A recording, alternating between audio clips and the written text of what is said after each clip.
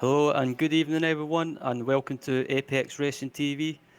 My name is Ryan Walker, and on the cameras tonight with me is Marco Barbanera. We are at Daytona International Speedway for a 1 hour race in the ILMS series, and yeah, we should be in for a good night of epic racing. Just going to run through the standings with you. In LMP1, we have got Thierry Renson currently leading the standings. Second place, Gabriel Ruse. Third place is Jurian Groenen. Fourth place, we have got Ricardo Chiavon. And in fifth place, we have got Carlo Isebe. I think that's how you pronounce it. As we as we look through the HPD class, if my standards are working. My standards are not working for some reason, so yeah, I might not be able to take you through the standards, which I apologise for. But yeah, Marco is. Sorry, I'll come to you, Marco, as we go through the grid. Yeah, Marco, what do you think of Daytona International Speedway? Well, it's a fantastic track. Hello, everyone. And I think it's going to provide from some fantastic racing once again. This is absolutely one of the legendary tracks of sports car racing.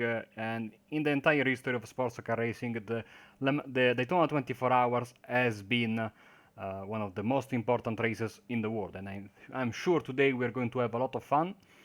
It's going to be a 1 hour race with the usual three classes we are used to in the Le Mans series on iRacing. The LMP1s, the Porsche and the Audis, of course, the LMP2 with the HPDs, and of course the usual three-car battle between Porsche, Ferrari and Ford in the GTE class. So 1 hour race, one stop is expected only for tires. I think we are in for a fantastic race. Yeah, absolutely. Daytona International Speedway. I've done some races around here in the past, and it's been a track that's been rewarding to me.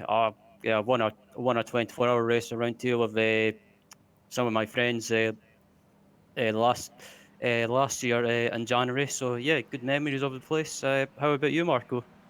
Oh well, last year in the 24-hour we finished sixth in the second split with the Corvette DP, and it was a fantastic achievement because I was driving in a team where I was basically 5 seconds slower than my teammates, and they still wanted me to do the race, and we managed to do P6 despite me almost binning the car at 5 a.m.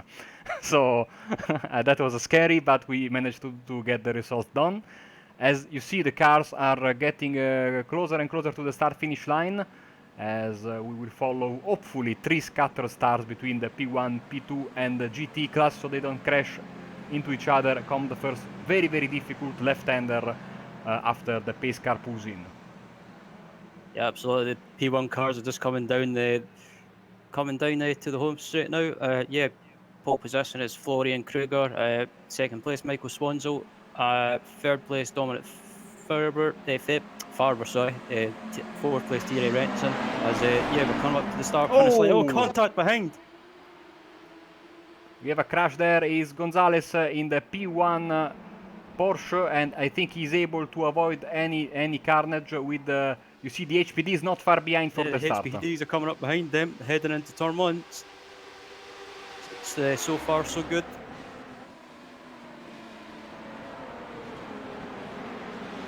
As yeah, in the HPD class, it's Julian Boot in the lead. Second place is Jerome Haag, and third place is Pascal Stix. And you see the GT were not far behind because they were very, very close. They are already in the horseshoe.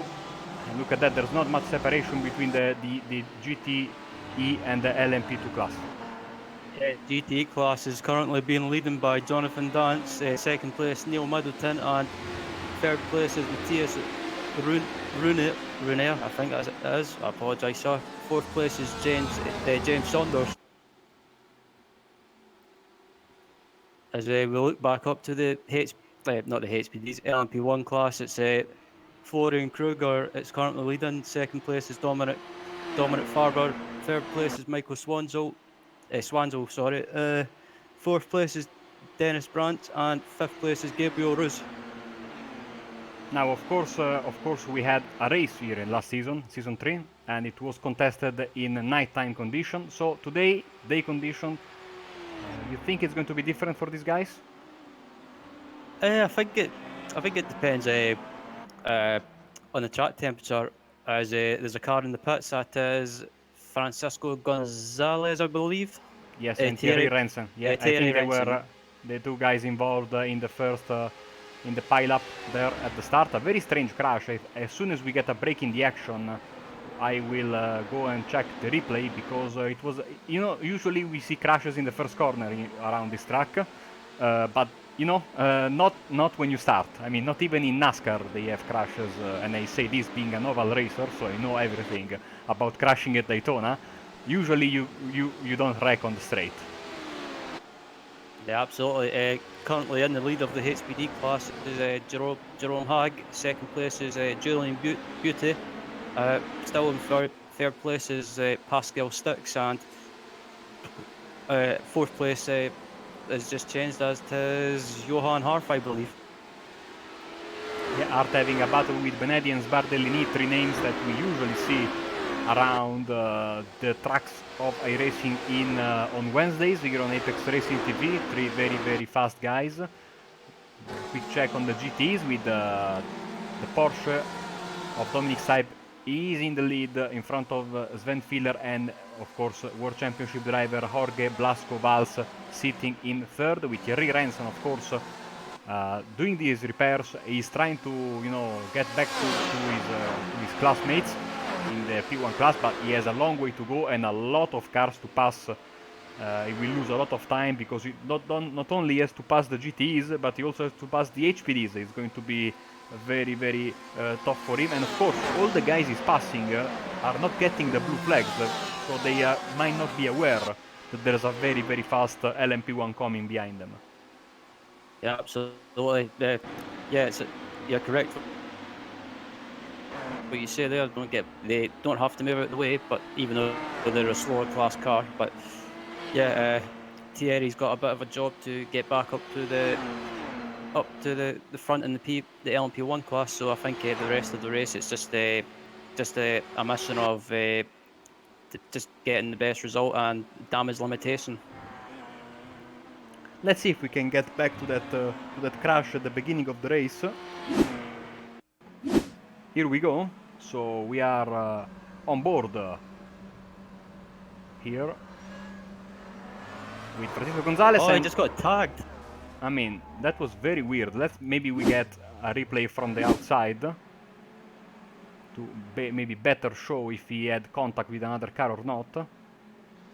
Let's see. Yes, Oh, yes. Yes, he was tagged from behind. That was a very weird crash. It seems someone... It could have been that someone was maybe trying to use the boost too early off the line and just got caught out by the speed difference. But yeah, I agree with you. That is a slow crash. As we see in the pits, that is Benjamin Gregory. Yeah, he's a driver, of course, for our own Sam Fitzpatrick team, and of course Sam not with us tonight, stuck in traffic, I believe.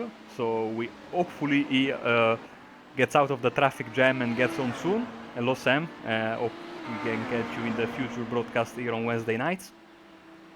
And his driver already in the pits. So when you pit this early, of course, it is a matter, I think, of a problem, because there is no way, Ryan, that you can make it home by stopping this early. So, I mean, your race starts in a very, very tough position if you have to pit this early, because you are guaranteed to have to pit again. Yeah, absolutely. If you're pitting this early in the race, I don't think you can make it if you pit this early around Daytona. Anyway, I think just because Daytona is just such a long track, I think what I would do anyway around Daytona is just try and go as long as possible, and just the longer you stay out, the less time you lose. In the lead is Florian Kruger, and as you can see right now on the bottom of your screen, Porsche Basel by Sorg Esports, the new well, the team is the same. They got a nice sponsor, and we are very, very happy for them. And I think they also got a new livery, which is looking fantastic, of course. Yeah, absolutely. I have to say that's probably my favorite livery in the field today at the moment. It just it's a it's a nice livery. It's nice and simple, and it's not over the top. So we got currently 3 LMP1s that are running behind. One of them is Francisco Gonzalez, is right in front of these guys. Of course, he was the guy that was turned at the beginning of the race. And then we have Benjamin Gregory here, and right behind him Thierry Renson. They are almost clear of the LMP2 field. They've got the top 4 right in front of them, and of course they are battling against each other. LMP2 field headed right now by Jerome Hag and of course Dominic Stipe as well. Oh, what's going on there? Blasco Vals. Blasco Vals, and not, I don't think he's the only one involved in that crash. Maybe we can get a replay. I just got, we just got the final part of that crash. Let's see if we can get a replay. Here we go. So they were running 3 abreast almost into the first corner. Contact there. I think that was Tony Repoussard also involved. He was. Oh, look at that. And then they basically pile into the inside wall of the pit lane. That was unfortunate. Ugo Preto also is involved. And sometimes, Ryan, when you go 3 wide into that... I was talking about that corner there, as you see, Repoussard, one of the faster guys in the field. He's going very, very slowly.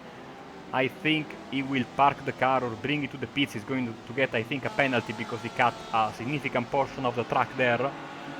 Let's check on Blasco Vals. He seems to be... I mean, he got the, I think, out of all the cars that were involved in that wreck, he was the one that got it lucky because he just went wide. He just was spun out, basically maybe some cosmetic damage, but he was clear on the outside, while on the inside everyone else piled up against each other and against the wall. So maybe for Vals could have been a lot worse, let's put it this way. Yeah, absolutely. I think it was just it was one of those incidents heading into turn 1, just because Daytona, you're so close because of the slipstream effect, that if you try and go 3 wide and contact between a GT car and an LMP1 car, but nothing major. Yes. Yeah. It's just one of those things that 3 into 1 just doesn't go. Yeah. We have to be clear, of course. Usually, when they talk about this track, they say, of course, yeah, it is not as tough as Le Mans or Sebring on the driver and on the equipment, but I think that this is one of the toughest track. Oh, the P4 in the LMP1 class is in the grass. Who is that? Oh, it's Gabriel Ruse. Getting the replay. Here we go. And this goes to the point I was about to make, Ryan, because yes, maybe the track is not very, very hard. Oh, look at the contact there. And maybe, you know that there is not a lot of bumps, but on this track, since it's not very long, you are always battling with the lapped cars. And it's very, very tough to get away from your opposition in your class, so you have to be constantly alert. Danger can be around every corner, because you see most of the times you are battling with other cars, be it in your class or cars that you are trying to lap. So it might not be the toughest track in the world, but on a mental level I think it's one of the toughest tracks in the world. Yeah, I have to agree with you. At Daytona, I've found in the past anyway, from my experience, it's one of the toughest tracks to race around. Just because you're having to concentrate so much, and sometimes just because the track's so long, maybe if you just lose a little bit of concentration, and also when it comes to lapping traffic, you've got to concentrate so much and be careful when lapping traffic. But you can't afford to make mistakes like Gabriel done with lapping that GT car.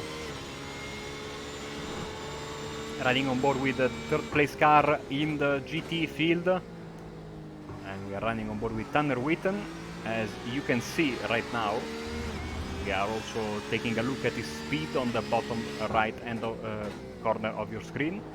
Let's see the speed he gets on NASCAR 2, NASCAR 1 and 2, and of course getting into the bus stop if he can get enough slipstream to go around car number 27, Tyson Meyer.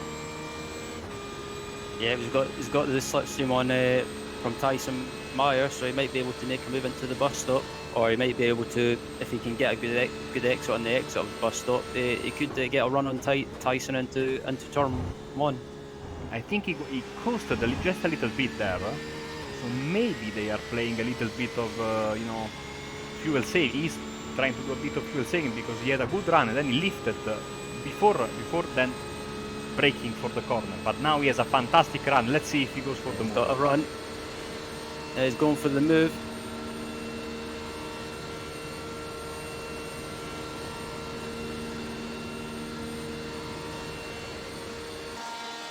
And he's done it. Yep, that was a nice move by what? Excuse me, my timing's playing up. Yeah, that was a good move by Witten on Meyer into turn 1, and yeah, he's got the move done. And I wonder if Tyson might be able to stick with him and maybe do some maybe try do some fuel saving. But they also have to keep an eye on them behind because the Torque Freak racing car behind them of Chris Fuller is not so far behind. Here he is, Chris Fuller, of course. Getting a little bit of an advantage thanks to this battle, and let's see, of course, if Meyer goes in for some payback, because, like I said it earlier, it's very, very tough to get away from the car you are battling with. If the speed is similar, it's extremely tough to get him off your back, because simply there are not that many corners where you can make a difference. Meyer's got a run in Witten. I wonder if Meyer's going to do the same trick that Witten done the previous lap, try and get a good exit on the exit of the bus stop and try and get a run into turn 1. Yes, sometimes that was a good point, and maybe why Witten lifted in the previous lap. It was because simply you don't want to get the move done in the bus stop and then get overtaken once again in the first corner. So maybe he said, okay, I'm waiting a bit and then making the move in the first corner. And right now, I tell you what, we have to be careful. He has to be careful because I think Fuller might also go for a move there.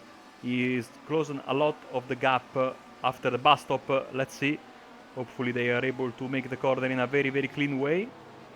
Yep. But oh, that was so close from Fuller to making contact. Whew.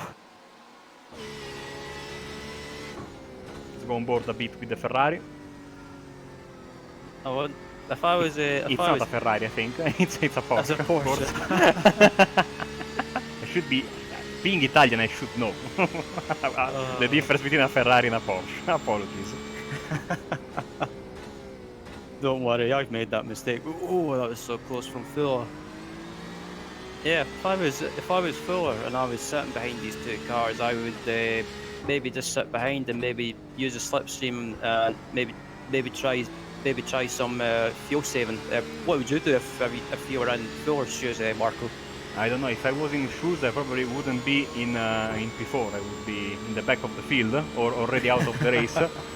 But yeah, I mean, you have to take into consideration now if you have the pace to get back to the leader, because if you don't, and quickly pull the gaps on the screen right now, see the leader is basically 3 seconds in front of these guys.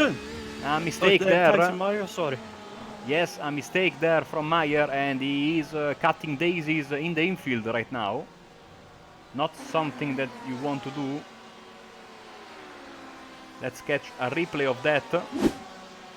Yeah, I was about to ask. I wonder what happened to Meyer. He just got sideways. A tricky corner, that one, because if you get a little bit too hot coming in, you lose the grip, and you know that wall on the left side is very, very close, even if it doesn't seem like that. So it's very easy to bin the car, and especially in a 24-hour race, in real life especially, we've seen many crashes there at the bus stop with cars spinning and ending up into the inside wall of the NASCAR oval. So All to do for Mayer once again because he's down to P7 right now. Let's go back to the leader. Here is Florian Kruger sitting in P1 with his teammate shadowing him in P2 as they are about to run into some traffic.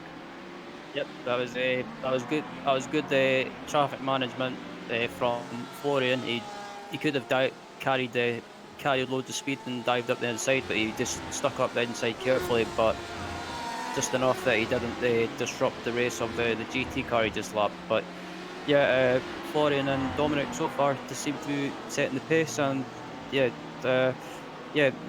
don't seem to be having any trouble from any other cars in LMP1 at the moment. So yeah, I think it'll be, if I had to place a bet or predict a winner in P1 tonight, or judging by pace so far, it would have to be Florian.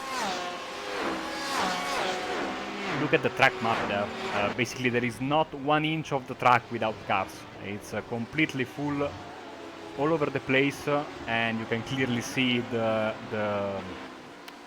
class markers with the colors, of course, with yellow being the LMP1s, blue being the LMP2s, and pink, I think, should be the GTE. They are still running somewhat together, but you can see the leaders are, they might be teammates, but of course they are racing for the victory. And, you know, slicing their way through traffic with a lot of bravery and courage. Yeah, that was a bit risky from excuse me. That was a bit risky from Florian and Dominic there. That was just, I think, for me anyway, they're taking too many risks in traffic at the early stage of the race when they don't have to. Plus, they've got a comfortable gap behind them at the moment, so they just need to. I think they just need to calm down a little bit. Oh, the LMP2 leader in the grass and losing the first position and creating a bit of chaos. The leaders are coming as well, and Dominic Farber takes the lead. Oh, it's a nice move by Dominic. That was Florian got held up a little bit in traffic, and it gave Florian got held up in traffic, I should say, and it gave Dominic the chance to pounce and take the lead. Let's get a replay of that. Jerome Ag was leading somewhat comfortably in the LMP2 class, but then he went into the Western Horseshoe, he went into the grass. Let's see, he was trying to lap 2 GTs. One of the GTs locked the brakes and he went for the safer route, I think, into the grass, but that made it possible. Oh, there was a GT car sideways on the grass as well. And that GT car went back onto the track, held up the leader, and that made it possible for Dominic to get P1 in the LMP1s. Yeah, it just looks like, as you say, Jerome tried to go around the outside of both GT cars, and one of them locked up and just ran wide, and it caused Jerome to run wide onto the grass and just take the safe option and go into the grass. But yeah, Jerome's still going at the moment in P2, so yeah, it's nothing lost.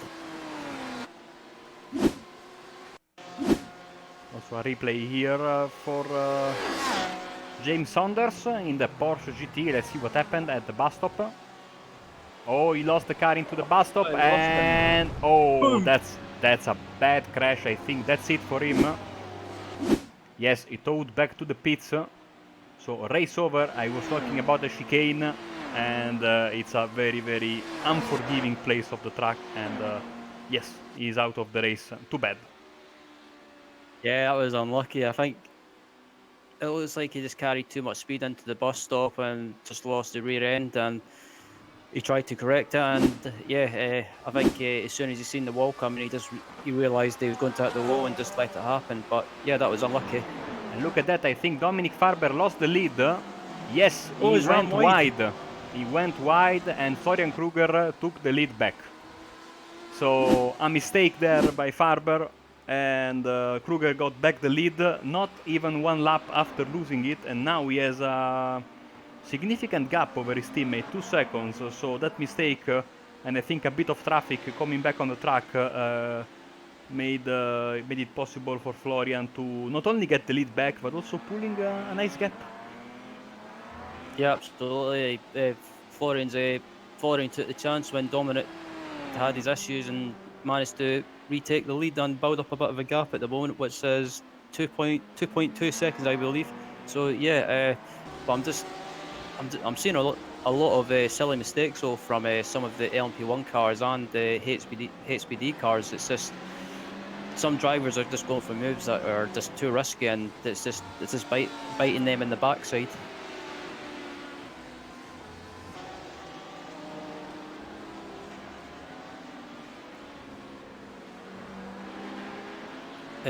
Yeah, I'm just looking through the field to see if there's any battles at the moment. There's a battle going on in the HPD class at the moment between Mark Fletcher and Julian Butte. I think that's how you pronounce his second name. I apologise if I screwed that up. But yeah, these two guys are battling at the moment. So yeah, that's the other thing with Daytona as well. It might be a big track, but in a series like the iRacing Le Mans series, there's always a battle going on through the field, whether be it in the LMP1 class, the HPD class, or the GTE class. As yeah, we're looking at the Tanner Whitten and Chris Fuller at the moment, who are battling for P2 and P3 at the moment. And yeah, it looks like Chris has got a run, and he might be able to make a move into turn one, but he might just be sitting in the slipstream and saving fuel at the moment.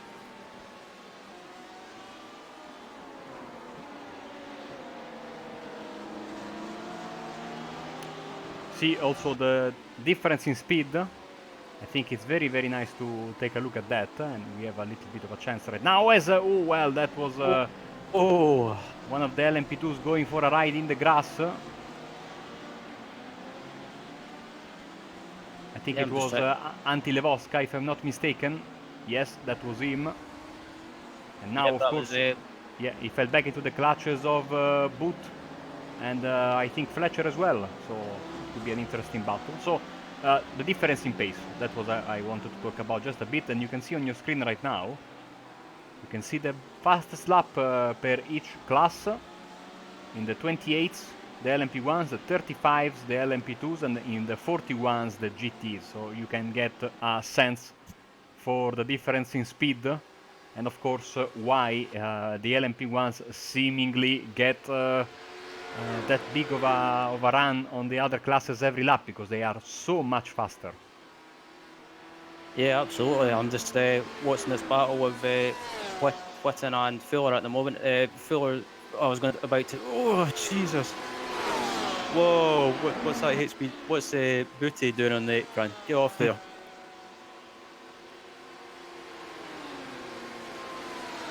Yeah, I was about to say Fuller had a good run in the exit on the bus stop, but he got compromised a little bit by being lapped by the LMP1 cars and HPDs, and yeah, still got a run Whitten into turn one, but again, Chris is just holding back, and yeah, again, he might be just saving fuel a little bit. We are expecting the LMP1s to go into the pits around the 30-minute mark. So around 5 minutes from now, when the cars are in the pit lane, you see the graphic come up on the bottom of your screen, and it shows the driver, and of course it shows his pit lane time, and at the end of the pit lane time you see also the time he spent effectively in his pit stall, so you can get a good idea of the amount of fuel he put in. Of course, we repeat once again, we are expecting no tires taken by the drivers in all the three classes, because these are designed cars and tires, of course, designed as Farber goes into the pits from the lead. Yeah, I think he goes into the pits from second place in the LMP1 class. So these are cars and of course tires as well designed to run multiple stints of many hours. So in a 1 hour race there is no point in changing tires. You lose a lot of time, and you don't have the time to gain it back by having the fresher tires after the pit stop. So only fuel for these guys. Absolutely, as yeah, Fuller's got a run on the Whitten on the exit of the bus stop, and I wonder if Chris will go for the move, as they've got a HPD lap coming up to lap them. Yeah, Dominic Farber's in the pits. Oh, Fuller's going for the run. He's going for the move.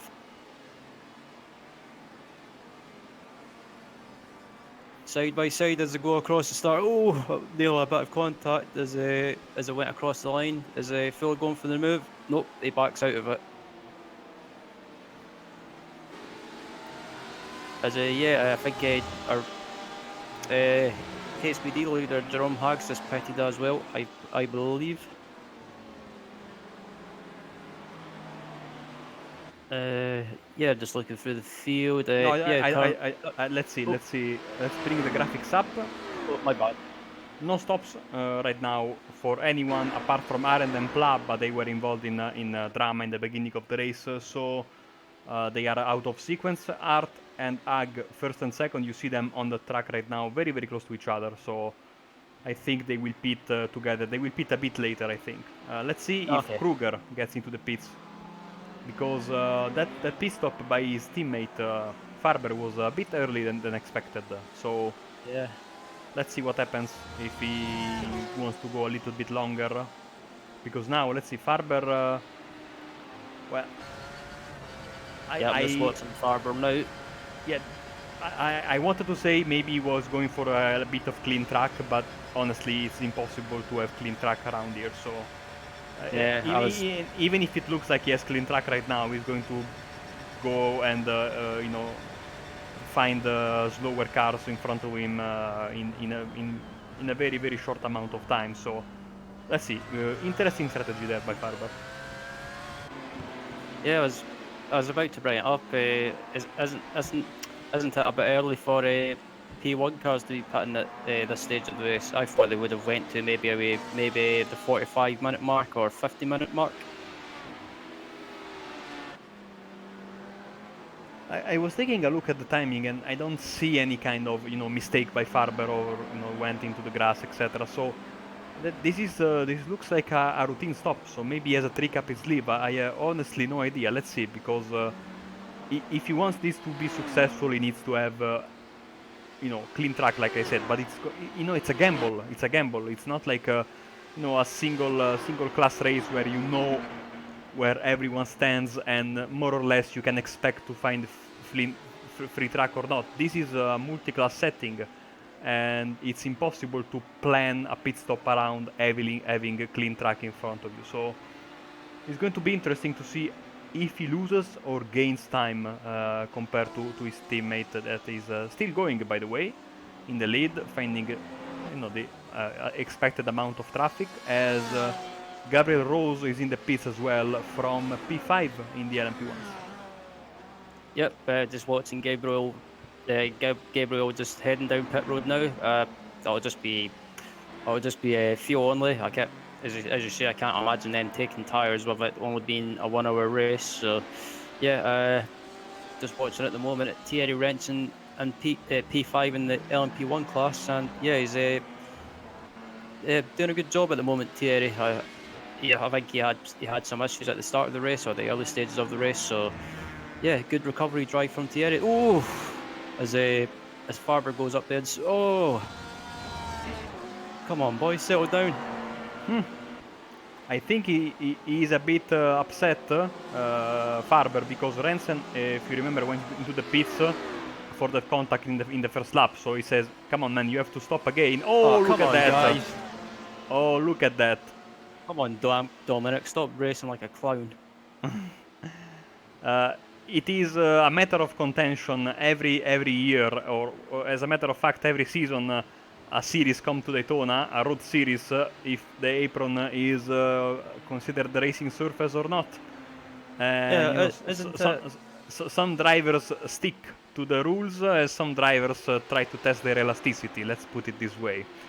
But yeah, I tell you what, that won't sit down well for with Rensen. I think he will go for a move, regardless of the fact that he has to pit again or not. Especially after what happened with the flashing lights and the pass on the apron. Yeah, that brings me on to my point. Passing on the apron. Isn't it? Correct me if I'm wrong, but isn't it in the iRacing rules for official races at Daytona that you can't pass on the apron, or if you pass on the apron, it is deemed illegal? I think so. They even put the cones down there, if you see, on the apron to signal that you cannot go there. But I mean, since as Kruger goes in the pits from the lead, since there is no live official, I think all the matters will be solved post-race, eventually with a protest to the racing officials. Personally, I don't put the car on the apron in the road series when we are at Daytona. In the ovals, even though in real life it is forbidden, you can do that in iRacing per the iRacing rules. But I still stick to the track because not only it is tricky, it is also very very dangerous to go on the apron at Daytona in the NASCAR race cars or with any oval car for that matter. So as we see a bunch of smoke in the first corner. Our P1 leader, Florian Kruger, was just leaving the pits. He rejoins in the lead. Yeah, it wasn't the car that we are showing right now, which was Roberto De Souza. He went off there, coming back to NASCAR 1 and 2. So remains a mystery as Thierry Rensen is in the pits.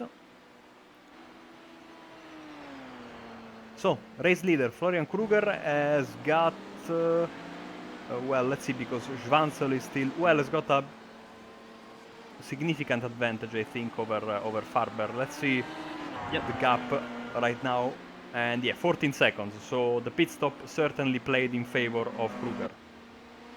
Yep, I'm just looking through the field now to see what the top 5 is in LMP1. Yeah, current leader is Florian Kruger. Second place is Michael Swanzel. Third place is Dominic Farber. Fourth place is Dennis Brandt. Fifth place is Antoine Cousin. Cousin or Cousin. I'm not sure how to pronounce that second name. My bad. Yeah, in the HPD class, your leader is Johan Harf. Second place, Jerome Haag. Third place rather is Pascal Stix. I thought I was going into the pits for a minute. Fourth place is Ante Lavoska, and fifth place is Julian Butte. In your GTE class, your leader is Dominic Stabe. Second place is Tanner Whitten. Third place is Chris Fuller. Fourth place is Jorge Blascavales, and in fifth place is Nils Hartmann. Hopefully I done that right. If I didn't, I apologise. But yeah, so, looking back up. Yeah, sorry. No. I mean, just want to say that for Farber, I don't know, maybe he comes to the interview room with us and he explains why he pitted this early, because now he has to watch his fuel and he has a big gap to make up to his teammates. So that strategy didn't pay off. Yeah, I was still surprised that he pitted that. He pitted early, but yeah, maybe he was trying to jump some people on track, or yeah, as you say, try and get a clear track. But around Daytona, it's not really that easy to get a clear track around here with there being loads of cars. As I think my lifetime was playing up for a minute. I thought I seen some people go into the pits. Just having a look around, 2 battles going on, very interesting right now. 3 battles, I'd say. This battle between Schwanzel and Farber, the battle for the lead in LMP2, and of course this 3-way fight for second place. Witten, Fuller and Valls all running against each other and doing a big favor, of course, to the leader, because Dominic Staib is pulling away in the GTE class. So good for him. Yep, good job by Dominic at the moment in the GT class. He's not really, from what I can see, he's not really being troubled by anyone. I think the closest battle in GT is between the Fuller and Whitten. So the two LMP2 leaders are in the pits together, Ag and Hart. Let's see. Hart pulls out of his pit stall. Way, yeah, and by a lot. Ag is stuck in the pits. It's a very, very long pit. I must have got a speed. Oh, Hart hit the wall! Hart at the wall! He pulled the wall in the pit. Man, let's see if it is big damage or not, because he could have pulled a David Coulthard in there. For those old enough to remember Adelaide 95, 94, 95, I don't even remember Yeah, that. I remember that, unfortunately. Let's see, Yeah, but and also Ag is coming out of the pits right now, so a problem at the pit stop for Hart, but for Ag, sorry, but Hart hit the fence quite hard coming out of the pits. yeah, it just looks like I'm just watching now to see what happened. It might just be a case of he carried too much speed on the pit exit. Let's see if we can get a better replay, because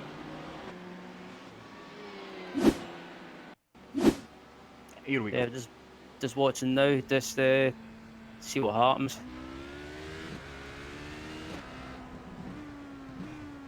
Oh, he just carried too much speed. Let's see on the straight line if he's able to keep the steering wheel straight. He is battling a lot with that wheel, you see? Yeah, there's a lot of crabbing I can see on the wheel. It looks like he might have broken the steering, or yeah, he might have broken the steering and got suspension damage as well. Oh, Yeah, he's Hart pitting heading again. into the pits. Wow, this is a big surprise, and I tell you what, that was, of course, hindsight is 2020, but his direct opponent, Jerome Hag, was sitting in the pits for an extremely long time, so unbelievably he is going to profit from it, because right Yeah, now Hart. he is the virtual leader, because he went by Boot right now, and Styx and Levoska, I think, let's see, but I think they are yet, no, they already pitted, I apologize for that. So Pascal Styx is the new leader. Here he is. Yeah, I think it is. I don't. I'm trying to think. Is Pascal pitted yet? Yes, he pitted on lap 23 and Levoska on lap 22, so they are all on the same strategy. Okay, so yeah, yeah, uh, Pascal sticks into the lead of the HPD class. Wow, it's all kicking off now.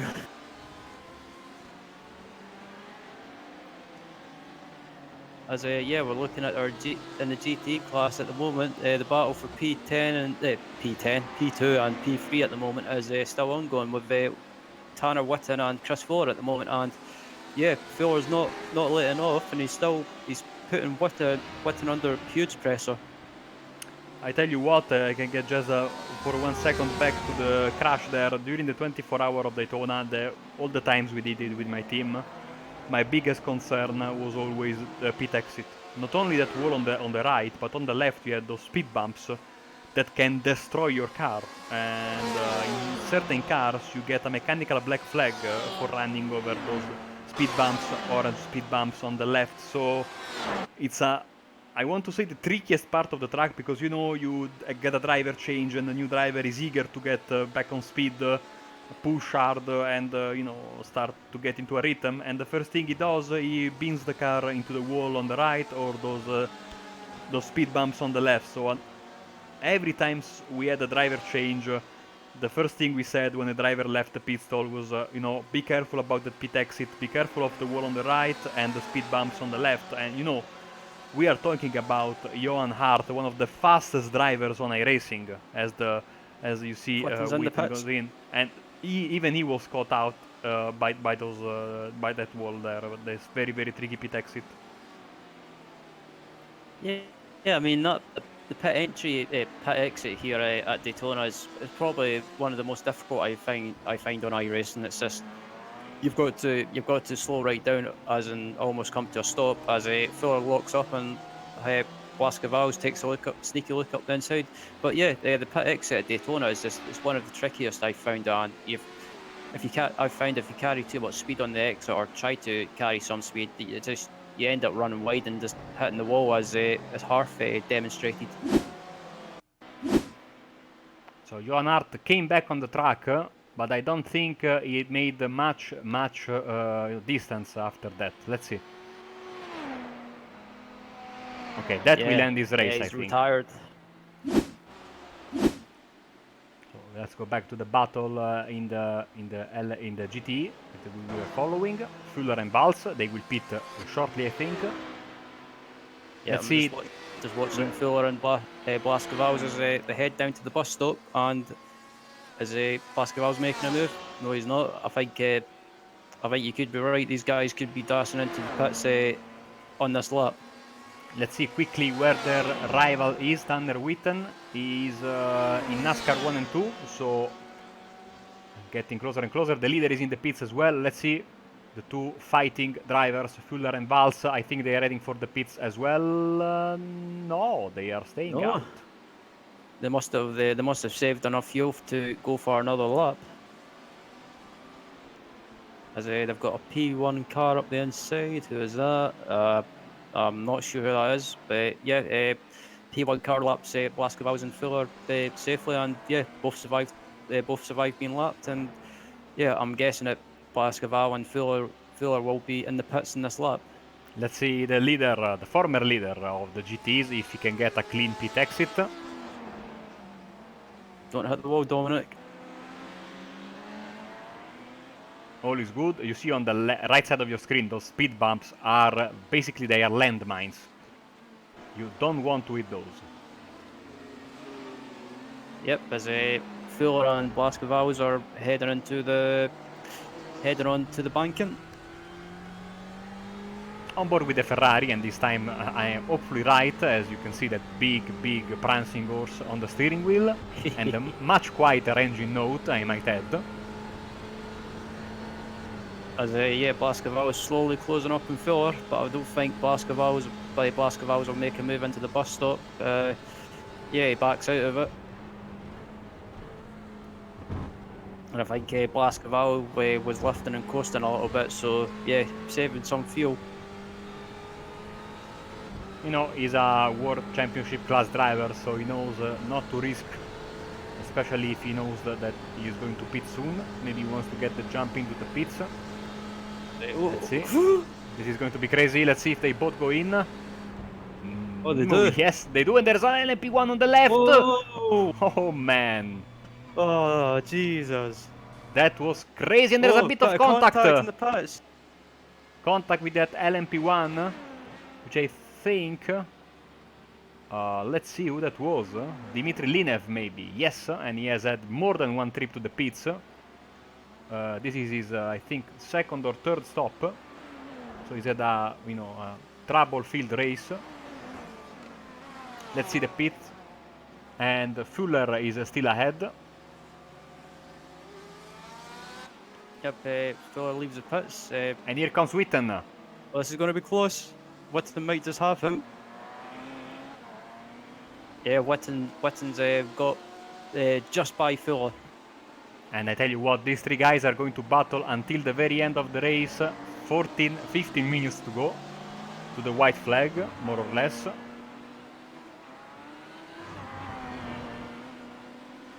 Yep, that was extremely close on the pit exit from Chris Fuller. He just about managed to get Witten, but I think Witten just had that slightly quicker pit stop.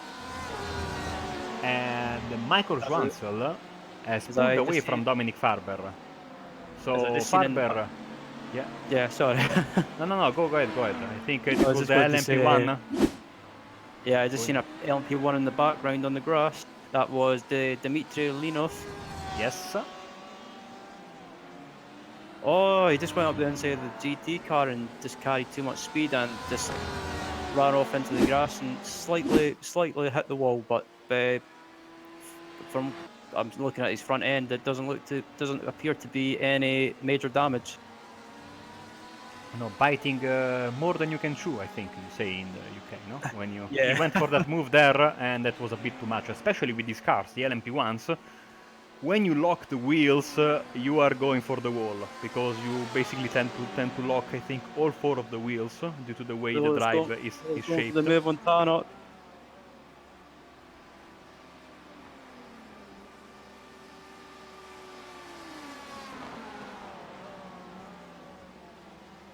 Valls keeping his distance a bit there in fourth place.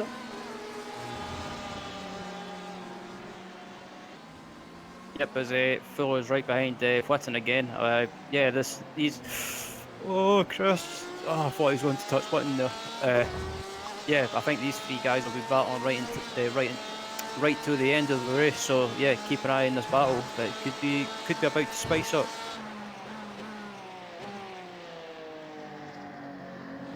Ooh. Ooh, that was close.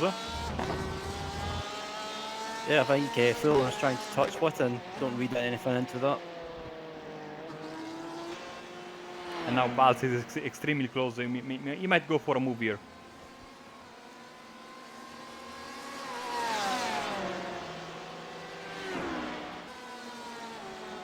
As yeah, Blaskovals is caught right up to these guys, and yeah, we could be on for a freeway battle for P2. So yeah, the GT class providing exciting battles and epic racing as always, and yeah, that's probably why it's my favorite class in the iRacing Le Mans series.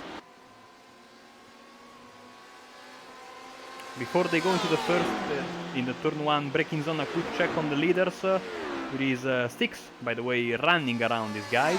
He's got a decent lead over Levosca. You see him here, battling with Jerome Hag in 3rd place. And of course Kruger, sitting quite lonely in 1st place with Schwanzel in 2nd, and that is Farber in 3rd. Let's go back to that. Right, just in time for that braking zone there. Lot of traffic behind these guys. That will, of course, be a problem, as they are all fighting for position. Get a bit of a higher view, so we can show all the cars. Yep, as the HPDs are coming through to lap these guys.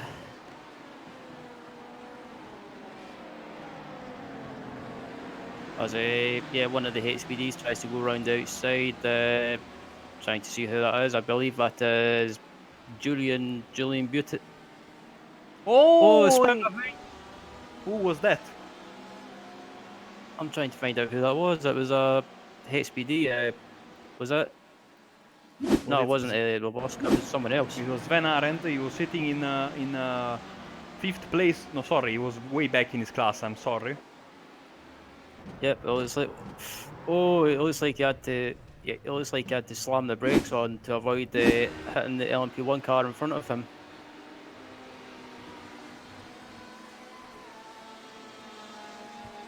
So Witten is still 2nd, but Fuller is in 3rd. Sorry, yeah, Fuller in 3rd.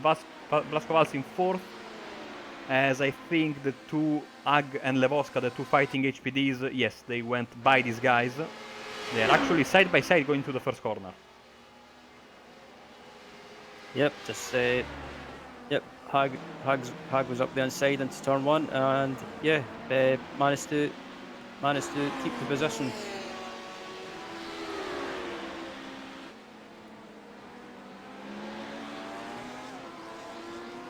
As yeah, Witten and Fuller are still together, so yeah, Chris is not letting Witten get away, and he's keeping him right under pressure. And I think if I was Chris, I'd be more than happy to sit behind for a little while and just see if Witten makes a mistake or cracks under pressure.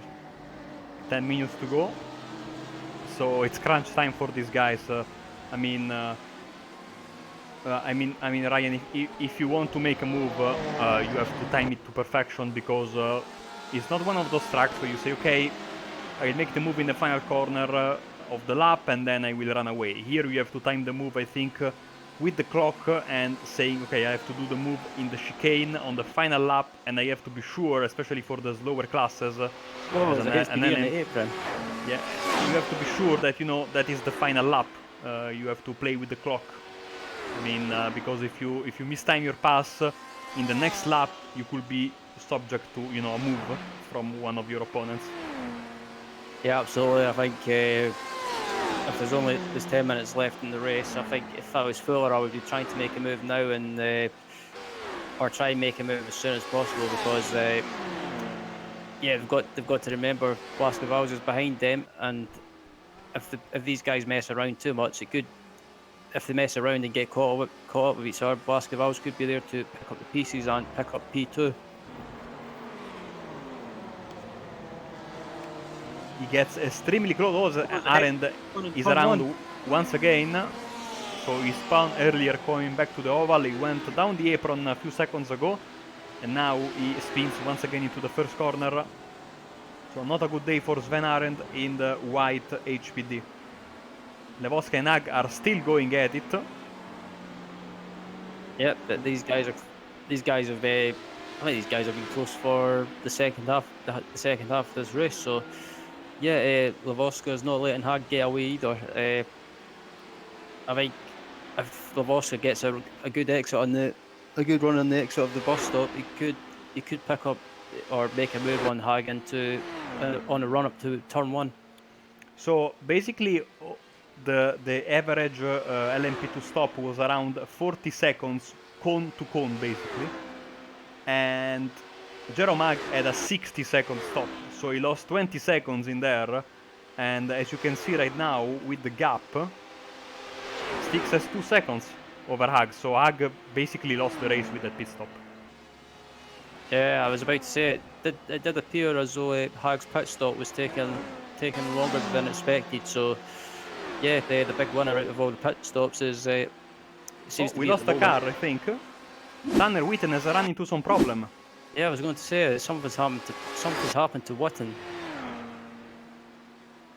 Oh, was that? Oh, was that? Oh, it was like a throughput error or a disconnection.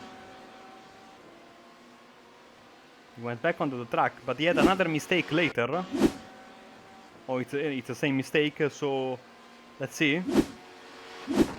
Okay, he's back on the track, but he's out of the running for P2 right now. As Yeah, what? now it's down to Fuller and Valls, I think. Yeah, I was just thinking. I wonder if that was maybe something like a screen freeze, possibly, because he disappeared for a few seconds for me, but that could just be something. Could be something to do with the iRacing servers, but that was strange. So we should really need a split screen right now because we have two fantastic battles for P2, the one in GT and the one in the LMP2 class. So we'll try to flip between the two battles, hopefully without missing anything, because they are both very very deserving battles for the second step of the podium. Of course, Ag has, like I said, big regrets for his pit stops. I don't know what happened there. Maybe he accidentally fueled the car because, I mean, when you have that much optional repairs, maybe you have damage to the car, but his car seems fine. So I don't know what happened there. I don't recall him having any kind of contact. And of course, Fuller and Valls. Valls, of course, you remember, was punted out of the track into in the first corner in the beginning of the race, and the constant battle between the guys on the podium spots or thereabouts made it possible for the GT leader Dominic Staib to run away right now with the race lead, around 10 seconds in front of his opponents. So all these guys have a little bit of a, maybe the race could have gone differently for them. But still, a podium at Daytona is always a podium at Daytona in a SOF race. So a long ways to go as Fuller is being overtaken by Valls. They are side by side. Vowles is up the inside, or Vowles is on the outside now.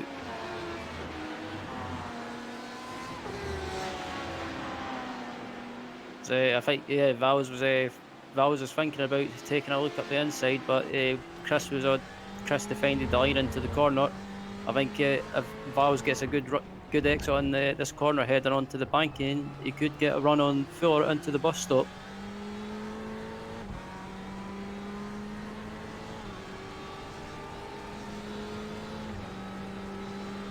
Let's see if there's traffic behind. Maybe a couple of prototypes. And one in front of them. Let's see, Valls is going for a move on the inside. Yeah, he's up the. Oh, I thought he was up the inside there for a minute. He thought about it.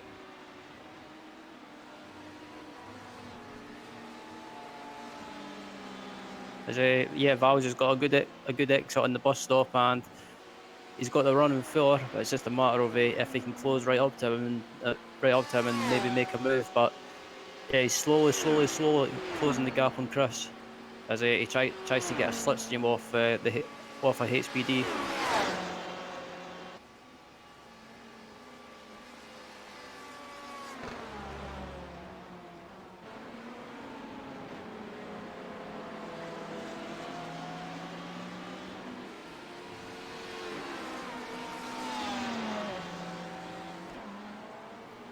Just looking through the field, I can't really. Oh, as Fuller runs wide and Vowles is up the inside again. Yeah, can't really find any other battles in the field. So, and for the remaining minutes of this race, the only battles I can find is this one in GTE and the one between Lavoska and Hag in the HPD class. But apart from that, it seems to be rather settled down at the moment. So the leader is in the chicane. It is Farber just going around these guys. Quickly check on Ag and Levoska. They are still very close to each other. But here they are absolutely close. You can see Vals trying to get Slipstream. Vals has got a run. Usually he lifts coming into the chicane. He does the same this lap. So he doesn't want to make a move here. But he will have to if he wants to make the move in the final lap. If he wants to do it before the final lap, he can do the move in the first corner. Yeah, I think Val is best placed to make passes into turn one. I mean, he's got the run on Fuller and he's on the outside of Fuller now. I think it's just a matter of when it comes up to the last lap, it's all about just being brave and trying to make it on the outside or trying to make a move up the inside. But Fuller's doing a good job at the moment. He's defending really well. He's defending hard but fair, but also leaving the Blaskovals racing room.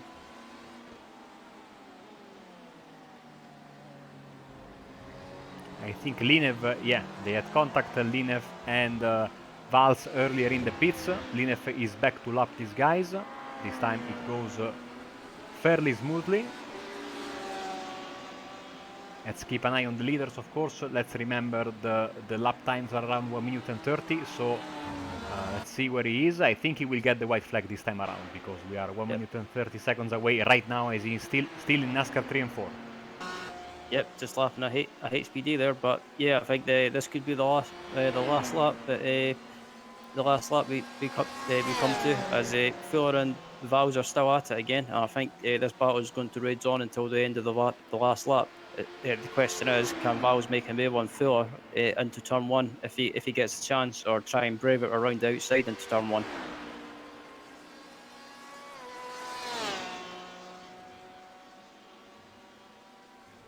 As Vals gets a good run on the exit of the bus stop, I think if we're on the last lap, Vals has got to go for it. He can't afford to mess around anymore.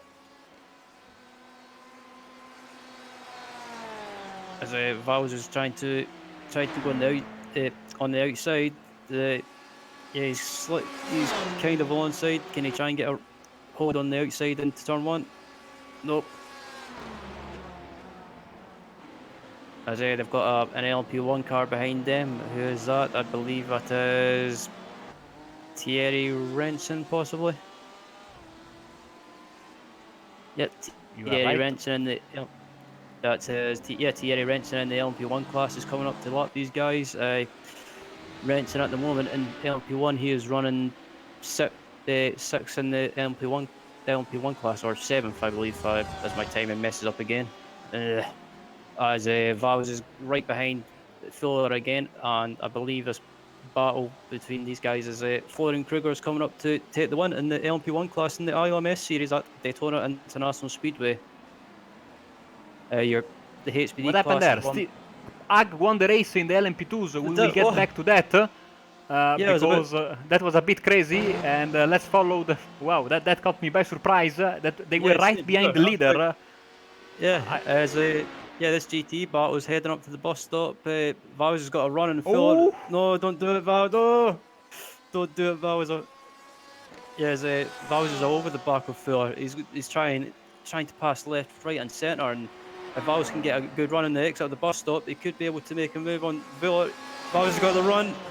He's trying to go on the outside. Can he try and use the side draft? Come on, Vals, use the slipstream. As we get a glimpse of Dominic Stipe, the race winner in the GTs. Let's see these two contenders. These guys are heading up to the start-finish line. Can Vals steal P2 at the line? He's trying. Oh, Fuller just gets it. 0.020 of a second for Fuller over Vals. the podiums, Schwanzel is second and Farber is third in the LMP1s.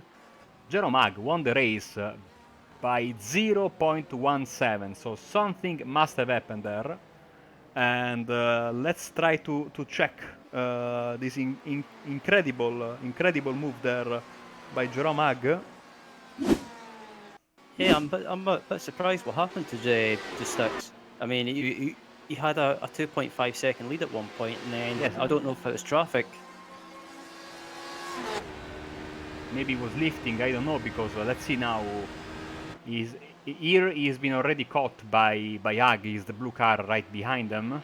So something must have happened. Sadly, in the event viewer, we don't have any kind of notification for problem with the fuel, because of course we don't have, as spectators, iRacing, rightly so, doesn't give you informations about other guys' fuel, because you could easily use that information from the outside. But look at that! Look at that! Whoa. It was amazing, and they knew all of a sudden they knew they were on the final lap, because the leader just passed them right before the start-finish line. So congratulations to Jerome Hag for the race win.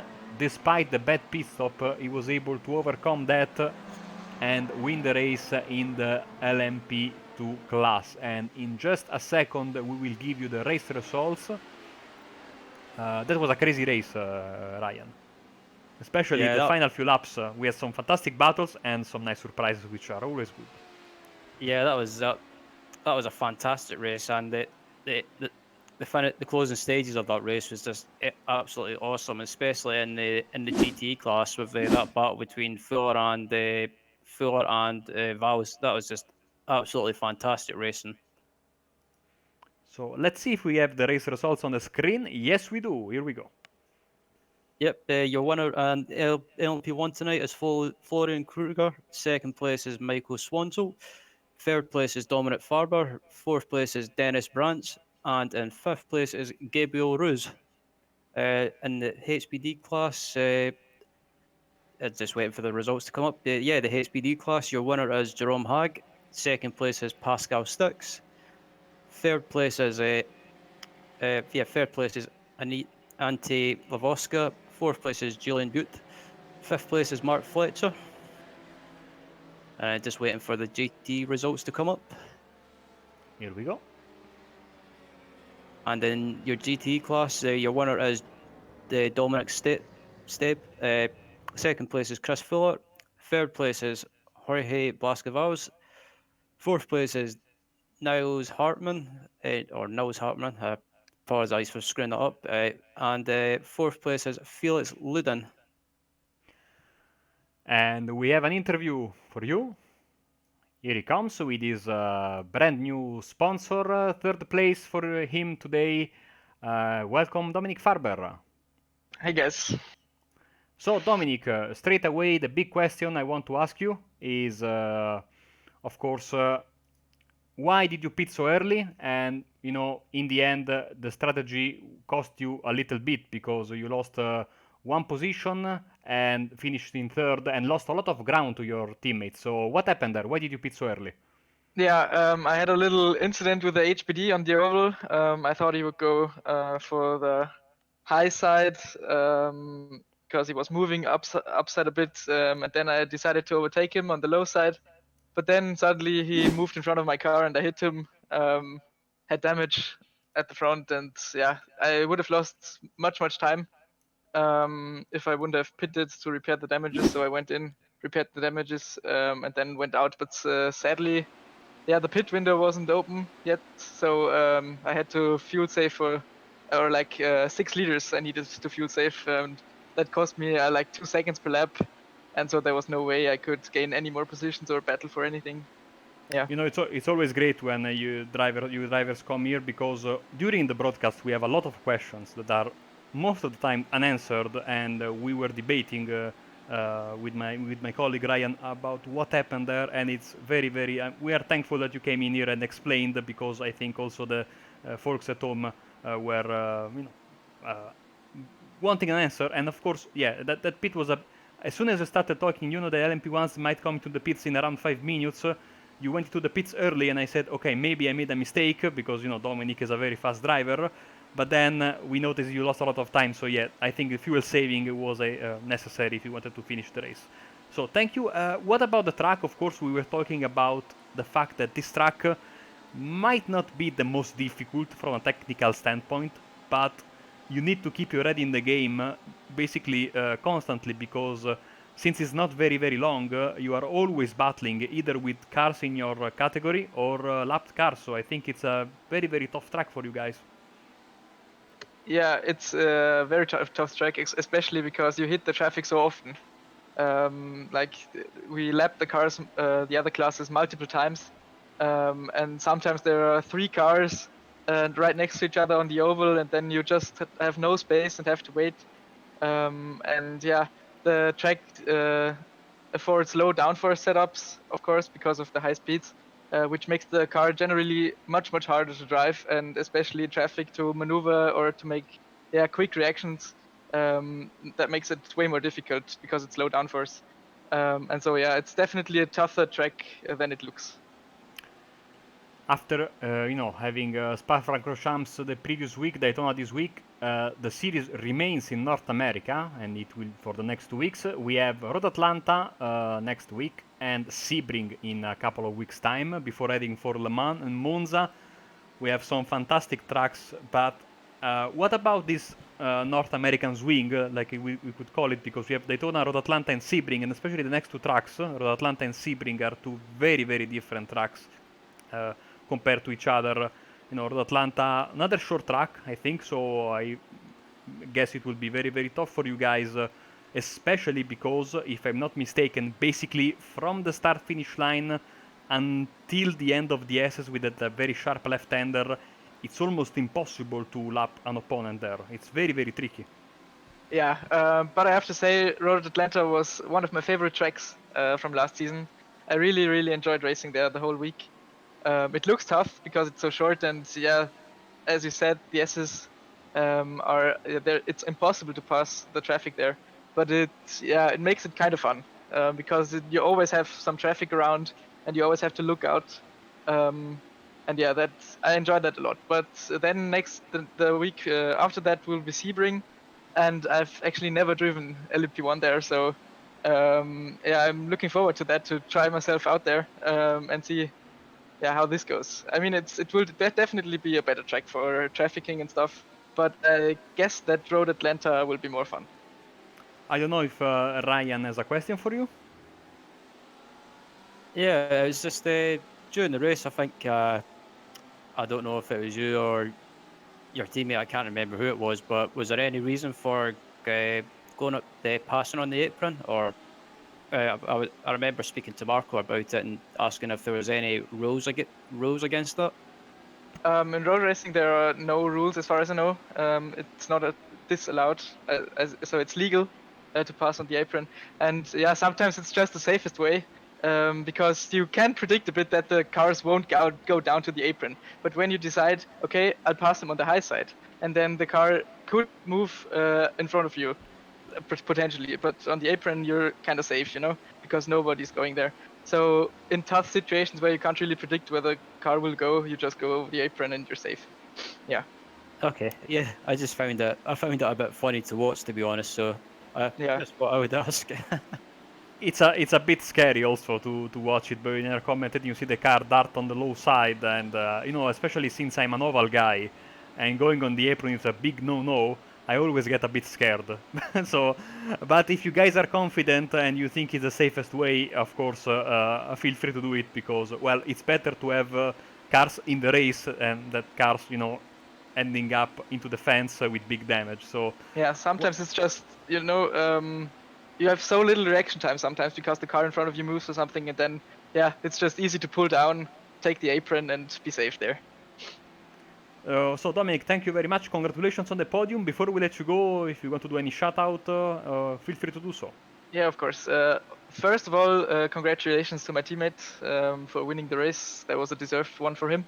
And then second, thanks to the team, Sorg Esports, and to all the sponsors, and especially to our new partner, Porsche Zentrum Basel, for all the support. And of course, thanks to you guys for broadcasting the races. Thank you very much, and catch you, I think, next week in Georgia. Thank you very much. Definitely. See you guys. So, Ryan, we are almost at closing time. Final remarks, and of course, your opinion on the track next week at Road Atlanta. Yeah, first off, tonight was absolutely awesome to watch. I mean, that was awesome racing throughout the field and every class, and I think Daytona lived up to its expectation of producing great racing, especially in the iRacing Le Mans series. And I think, yeah, next week at Road Atlanta should be no exception. I think Road Atlanta is another great track for multi-class racing, and I'm looking forward to commentating on it. And my first broadcast as lead commentator tonight.